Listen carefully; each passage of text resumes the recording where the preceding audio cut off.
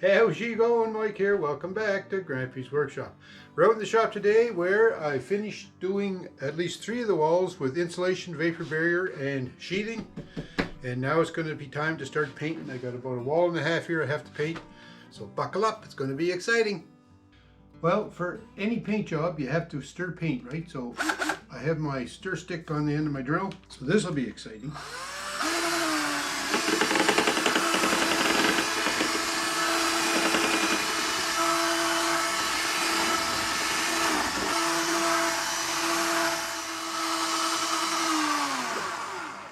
I guess that's as mixed up as I can make it. So I've got a little bucket I'm going to put that stir stick in. I'm going to put my cover back on.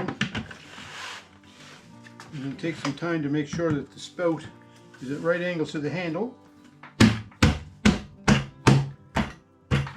I'm going to try and take this off. Good grief. Try and get it with this thing.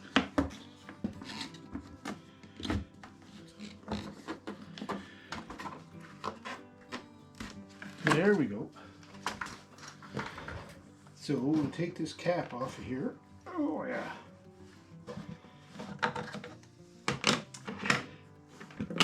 And this stopper. And then I have this little gizmo here, which is just a pour spout. Pour spout, yeah, the poor little spout. You can get these at any paint shop. It's pretty handy, I must say, because you can put that on there so it's tight, and then you can turn this spout around like this. Now, because paint cans don't have a vent hole, and I don't want to put a vent hole in it because there's no way of plugging it off, it's going to clug out of here, right? So, you just put up with that. Now, I also have a little paint bucket here that I'm going to use because I have to do some cutting in first, so I'm going to fill this with paint. We'll go do some brushing, and then we can roll the rest of it, I'm hoping. So we'll see how this goes. Better get a rag, because no doubt I'm going to spill some. Never fails. You always spill some, don't you?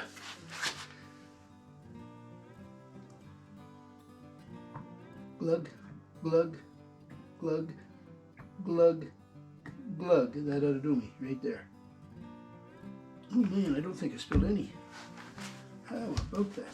So I'm going to get my brush, just a 2.5 inch nylon bristle, cheapest brush I could find, right? And we're going to start cutting in. So to start off with, we're going to cut in underneath the heat pump.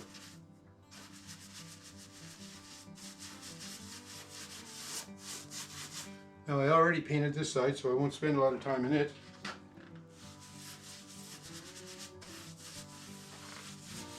You know, I took some time and put some masking tape up here, and I tell you what, the masking tape saves a lot of time when you're painting, especially when you're cutting in, because you don't have to be, you know, real good at the edges. You just sort of slap it on. And that's the way I like to paint. Okay, and then I think I'm going to paint all the joints.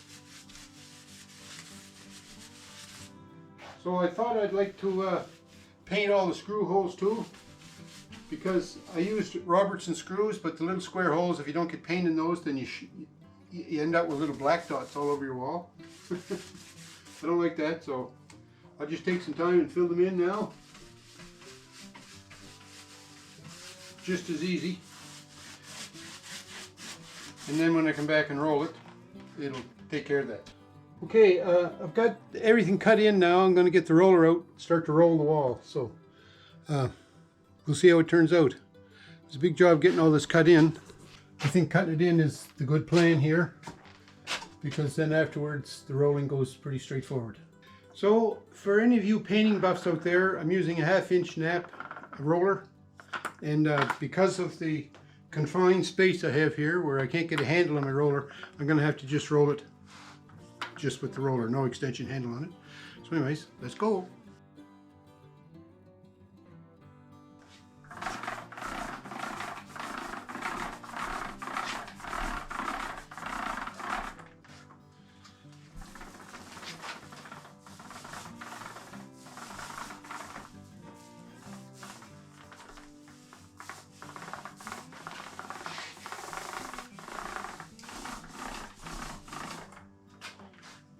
find when you're rolling, especially when you put a new roller on the brush, on the handle, it takes a long time for the roller to get filled with paint. So, you know, it's not covering too good starting off, but it will.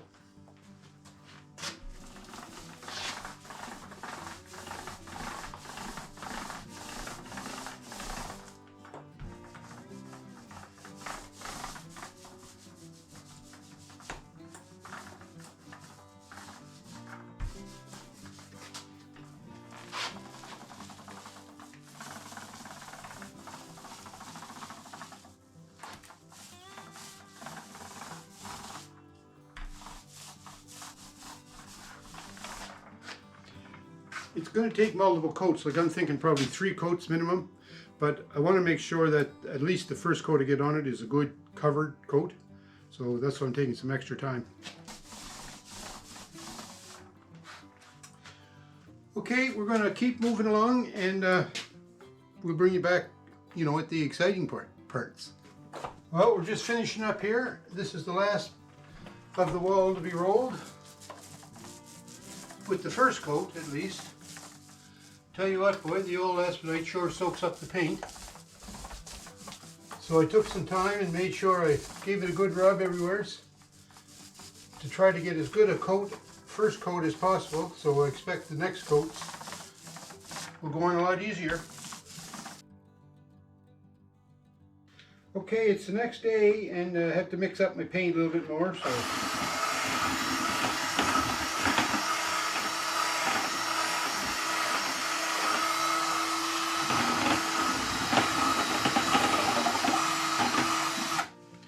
So it's not going to take long to mix up this, and then we'll put the second coat on. So yesterday I got it all painted. It looks not too bad here this morning, but a second coat will be definitely worth it. The second coat should go on a lot quicker because the first coat was soaking into the Aspenite so bad that it took a lot of rubbing and scrubbing to get it all covered. So I'm hoping that this second coat is going to go a lot quicker. But anyways, we'll be back as we progress. So what I did here in prep for the second coat was I took a chisel and I went around. When we paint when I paint the Aspenite, it seems to me, especially when you're painting the smooth side, a lot of the chips in it will absorb the paint and then they'll buckle up. So I had to go around and scrape them a little bit and peel off all the bubble pieces, or else if I didn't, they would have peeled off later. So I'm going to go around again with the brush and cut in. Going to slap some paint on these raw pieces here again and paint around the outlets and around the heat pump before I start to roll the second coat. So like right here, slap some paint on there. In any places where I see screw heads that I didn't get covered yesterday, put an extra glob of paint on those.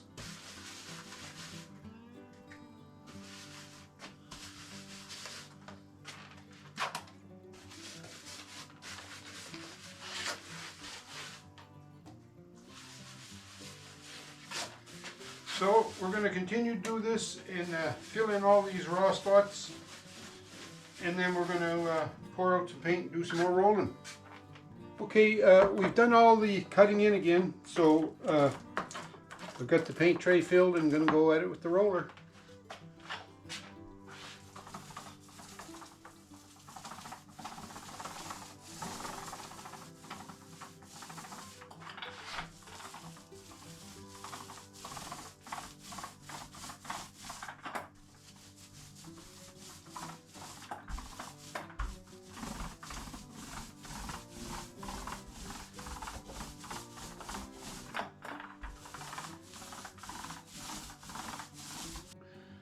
So I got a second coat on it all.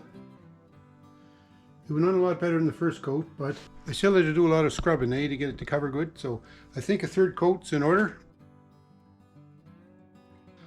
Okay, day 3, day 3 of painting. Holy crow, taking a long time. I mixed my paint already again this morning, and then put a little in my little cup here because we're gonna go. I found some more blisters on the wall, so I peeled those blisters off. I have to paint over those a little bit, touch up some spots here and there, and then we'll roll the third coat on. Hopefully this will be the last coat. So yeah, I come out to check for for blisters again today, because sometimes they blister after the second day of coating, and sure enough I found some. So we're just, I also, my brush broke yesterday, so I had to get another brush. So we're just going to paint up these, and then we're going to start rolling again. Start rolling again. We're going to go at it again with the roller, and hopefully this is the third coat. Hopefully it's the last one. But we'll see, eh? There's not much things more fun than painting. Alright, so let me get this coat of paint on there, and then we'll come back and show you the what I hope will be the final result of painting the wall. Well, I have to admit, I'm not sorry to see this job finished. I got all the walls painted with 3 coats. So I think that's going to do it. Maybe some touch-ups here and there, but I could do that with the brush. But we'll let this dry, and we'll put the outlet covers back on again, and then we can look at trying to reconfigure this schmozzle here. So that brings us to the end of insulating, vapor barrier, and sheathing and painting the shop. I sure appreciate you following along, and I apologize for dragging these videos out, but you know, that's what it is, eh?